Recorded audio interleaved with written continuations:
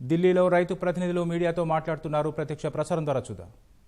अनाज नहीं बिकेगा, घोषणा तुम कर रहे हो और संसद में कह रहे हो ये हमारी गारंटी है, न्यूनतम समर्थन गारंटी का कानून है, तो तुम्हारी गारंटी फुलफिल करो ना भाई। गारंटी भी दे रहे हो, पूरा भी नहीं करे, ये किसानों के साथ धोखा है। इस धोखे को किसान सहन नहीं करेंगे, इसलिए आज किसान कमाई छोड़कर लड़ाई को विवश है, घर बार छोड़कर सड़क पर बसें बनाने को विवश है। और ये पूरे हिंदुस्तान का चित्र है। आज चाहे कोई किसान घर में है, चाहे सड़क पर है, हर किसान आंदोलित है, सब किसानों का आंदोलन है। इसलिए सरकार जल्दी चेते और अन्नदाता कहते हुए भी इसके साथ ऐसा व्यवहार नहीं करे कि हम तो सम्मान निधि दे रहे हैं। अरे तुम सम्मान निधि देते हो 6,000, हमारा बाजरा खरीद लो 10 क्विंटल, 10,000 एक्स्ट्रा मिल जाएंगे, तो अब 10,000 हमको 6,000, इसलिए 10,000 हमारी जेब काट कर 6,000 देने की बात करती है सरकार। इसलिए मैं कहना चाहूंगा, सियासत पर हुकूमत कुछ इस तरह राज करती है, आंखें फोड़ती है और चश्मा दान करती है। धन्यवाद, सभी को राम राम।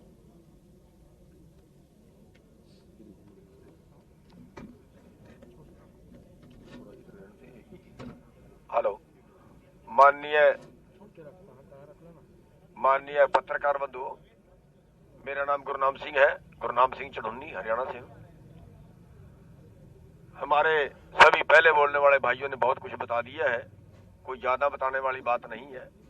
लेकिन मैं थोड़ा सा ये बताना चाहूंगा कि जो सरकार गुमराह कर रही है कि हम तो किसानों की सारी बात मानने के लिए तैयार है, लेकिन किसान अपनी जिद पे अड़ गया, किसान बात ही नहीं कर रहा है। पहली बात तो उन्होंने जितने बार हमें बुलाया हम उतने ही बार बात के लिए गए, और अब भी जब बुलाएंगे जरूर जाएंगे। हमने कभी इनकार ना तो किया है, ना हमारा करने का कोई राय है। एक बात। दूसरी बात, सरकार ये कह रही है कि ये कानून किसानों के पक्ष में है, किसानों की समझ में नहीं आ रही। जब सारे देश का किसान इनको नकार रहा है तो सरकार हमारे ऊपर जबरदस्ती क्यों थोपना चाहती है? इसके पीछे क्या राज है? हम अपना भला नहीं करवाना चाहते, सरकार जबरदस्ती क्यों कर रही है? अगली बात मैं कहना चाहूंगा कि बड़ा प्रचारित कर रहे हैं कि तीनों कानून ठीक हैं, हम मानने के लिए तैयार हैं, और एमएसपी तो हम जैसे है वैसे रखेंगे, एमएसपी तो हम तोड़ ही नहीं रहे हैं, एमएसपी पे तो गुमराह कर रहे हैं लोग। हमने 8 तारीख की मीटिंग में अमित शाह जी से सवाल किया था, बड़ी अहम बात है। अमित शाह जी से सवाल किया था कि एमएसपी के 2 मतलब है, एक तो एमएसपी तय करना और दूसरा है एमएसपी पर खरीदना। आप तय तो करना जारी रखेंगे, तय तो मक्के का उन्होंने 1850 कर दिया, लेकिन 1850 पे खरीदा क्या? पूरे देश में 1 क्विंटल नहीं खरीदा। तो हमने उनसे यह सवाल किया कि आप एमएसपी तय तो करेंगे, लेकिन क्या एमएसपी पे आप खरीदेंगे? देश की 23 फसलों का एमएसपी तय करते हैं, क्या आप 23 की 23 फसलें 100% सभी स्टेटों से खरीदने के लिए तैयार हो? तो अमित शाह जी का साफ जवाब था, नहीं खरीद सकते। तो फिर हमने पूछा फिर एमएसपी का मतलब क्या है अगर आप नहीं खरीद सकते? उन्होंने कहा जी 17 लाख करोड़ का बजट खर्च होता है, हमारे पास है नहीं, कैसे खर्च कर दें?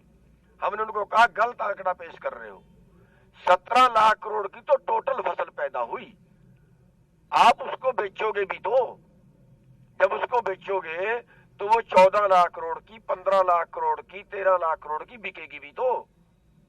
जो बीच का पैसा है वही तो घाटा होगा, और वो भी पूरे देश की जनता की अर्थव्यवस्था सुधारने के लिए। तो उन्होंने साफ तौर पे इनकार कर दिया। और यही आंकड़ा कैसा बता रहे हैं हम आपको कि अगर हमें एमएसपी मिले, उदाहरण के तौर पे 1 किला हमने मक्का पैदा किया, हरियाणा में 1100 रुपए का भाव मिला और बिहार में 800 रुपए तक का भाव मिला। अगर 1100 भी हम माने तो 20,000 1 एकड़ के नुकसान हमारा हो गया जो जून में मक्का आया। अगर हमें एमएसपी मिलता तो 20,000 1 एकड़ में और मिलते, और अगर वो 20,000 हमारे लूट के केवल 1 एकड़ में और हमें साल में 6,000 दे दे, तो ये तो फार्मूला समझ में नहीं आया।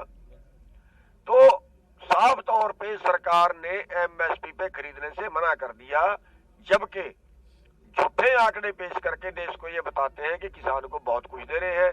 एमएसपी पे खरीदने से उन्होंने इसलिए मना कर दिया कि सरकार को पास से पैसा देना पड़ता है। एक सवाल हमने उनके आगे और रखा था कि अगर आपके पास व्यवस्था नहीं है सारा खरीदने की तो प्राइवेट खरीदे। आप जितना भावांतर हो, अगर हमारे मक्के का भाव 1800 रुपये है, हमारा बाजार में 1100 बिका, जो बीच का अंतर है वो आप दे दीजिए। हमें हमारी जेब में पूरा भाव जाना चाहिए, बीच का अंतर आप दे दीजिए। तो उन्होंने उससे भी साफ तौर पे इनकार कर दिया और ये कहते हुए इनकार कर दिया कि इस पे बजट खर्च होता है।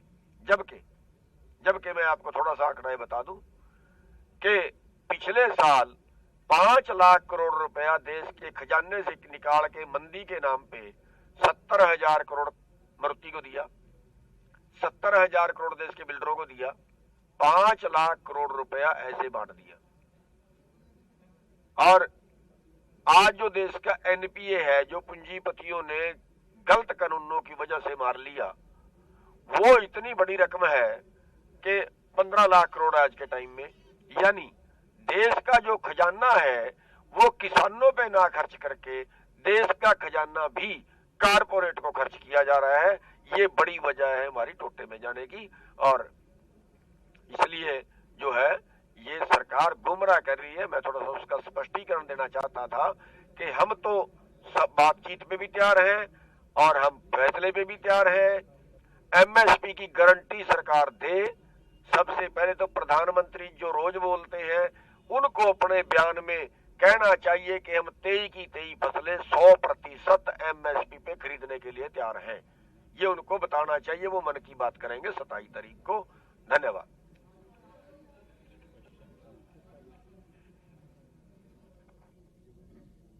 सभी पत्रकार भाइयों को सत श्री अकाल। मेरा ख्याल है कि मेरे से पहले सभी वक्ताओं ने सब कुछ बता दिया। अब ने जो आप सवाल को करना है तो वो करें। मेरा सवाल है करंट सिचुएशन है ये ਜਿਹੜੀ गाजीपुर बॉर्डर ਜਿਹੜਾ यूपी ਨਾਲ गाजीपुर बॉर्डर लगता है जी ਤੇ ਉੱਥੇ ਪਿਛਲੇ 2 ਦਿਨਾਂ ਚ ਪਰਸੋਂ ਰਾਤ ਤੋਂ ਲੈ ਕੇ ਕੱਲ ਸਾਰਾ ਦਿਨ ਔਰ ਸਾਰੀ ਰਾਤ यूपी ਪੁਲਿਸ ਦਾ ਰਿਪੋਰਟਿੰਗਲੀ ਤਸ਼ੱਦਦ ਹੋਏ ਜਿਹੜੇ ਕਿਸਾਨ ਭਾਈਚਾਰਾ ਜਿਹੜਾ गाजीपुर ਬਾਰਡਰ ਵੱਲ ਵਧ ਰਿਹਾ ਸੀ। ਤਕਰੀਬਨ ਕਈ ਸੈਂਕੜੇ ਟਰਾਲੇ ਜਗ੍ਹਾ ਜਗ੍ਹਾ ਤੇ ਰੋਕੇ ਗਏ। ਰਾਮਪੁਰ ਬਰੇਲੀ ਦਾ ਦੱਸਦੇ ਨੇ ਤੇ ਸਾਡੇ ਕੋਲ ਕੁਝ ఢిల్లీలో రైతుల ఆందోళనకు సంబంధించి మరిన్ని వివరాలు మా ప్రతినిధి విద్యాసాగర్ ప్రత్యక్ష ప్రసారం ద్వారా అందిస్తారు.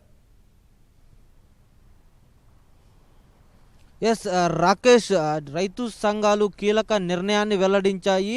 కేంద్ర ప్రభుత్వంతో తాము చర్చలకు సిద్ధంగా ఉన్నామంటూనే తాజాగా కేంద్రం చర్చలకు ఆహ్వానిస్తూ ఒక తేదీని నిర్ణయించుకుంటూ రావాలంటూ ఏదైతే ప్రపోజల్ పంపిందో ఆ ప్రతిపాదనను తిరస్కరించాయి. అంటే ఇక్కడ కేంద్ర ప్రభుత్వంతో తాము చర్చలకు సిద్ధంగా ఉన్నాము, కానీ ప్రస్తుతము కేంద్ర ప్రభుత్వం పంపినటువంటి ప్రతిపాదనల లేఖ ఏదైతే ఉందో అది తమకు ఆమోదయోగ్యం కాదంటూ కూడా రైతు సంఘాలు నిర్ణయం తీసుకున్నాయి. ఇందులో తాము ఏవైతే ప్రధాన డిమాండ్లు చేస్తున్నామో వాటిపై ఒక లిఖితపూర్వక హామీతో చర్చలకు పిలిస్తే చర్చలకు వస్తామంటూ రైతు సంఘాల నేతలు స్పష్టం చేస్తున్నారు. ప్రధానంగా కేంద్ర ప్రభుత్వ వైఖరిని, రైతుల ఆందోళనల పట్ల కేంద్ర ప్రభుత్వ వైఖరిని తప్పిపెట్టినటువంటి రైతు సంఘాల నేతలు ఏదైతే యునైటెడ్ ఫార్మర్స్ ఫ్రంట్ పేరుతో ఈ అన్ని రైతు సంఘాలు ఒక వేదిక మీదకి వచ్చి వాటికి సంబంధించి వివరాలను కేంద్ర ప్రభుత్వంతో సంప్రదింపులు జరుపుతున్నప్పుడు వాటిని డిఫేమ్ చేసే విధంగా కేంద్ర ప్రభుత్వం వ్యవహరించడం అనేది సరికాదు. అందుకు తగ్గట్టుగా కేంద్ర ప్రభుత్వ వైఖరిని తప్పుపడుతూ కేంద్ర ప్రభుత్వము రైతులకు ఆందోళనకు సంబంధించి తమ ప్రధాన డిమాండ్లకు సంబంధించి ఒక కాంక్రీట్ డెసిషన్స్తో, అంటే నిర్మాణాత్మక ప్రతిపాదనలతో వస్తే తాము చర్చలకు సిద్ధంగా ఉన్నాము. అదేవిధంగా చర్చలకు సంబంధించి ఓపెన్ మైండ్తో కొంత ఒక ప్రశాంత వాతావరణాన్ని కలిగించి రైతు స్వతహాగా వారికి ఉన్నటువంటి డిమాండ్లు వారి ముందు పెడితే వాటికి సానుకూలంగా స్పందించే విధంగా కేంద్ర ప్రభుత్వ వైఖరి ఉంటే చర్చలకు వస్తామంటూ కూడా రైతు సంఘాల నేతలు స్పష్టం చేస్తున్నారు. ఈరోజు రైతు సంఘాల నేతల భేటీలో కీలకంగా కేంద్ర ప్రభుత్వం చర్చలకు ఆహ్వానిస్తూ పంపినటువంటి లేఖపైనే జరిగింది. ఇందులో ప్రధానంగా తాజా ప్రతిపాదనలు తమకు ఆమోదయోగ్యం కాదు. గతంలో ఏవైతే 5 దఫాలుగా చర్చలు జరిగాయో అందులో కేంద్ర ప్రభుత్వం కొన్ని సవరణలకు ముందుకొచ్చింది.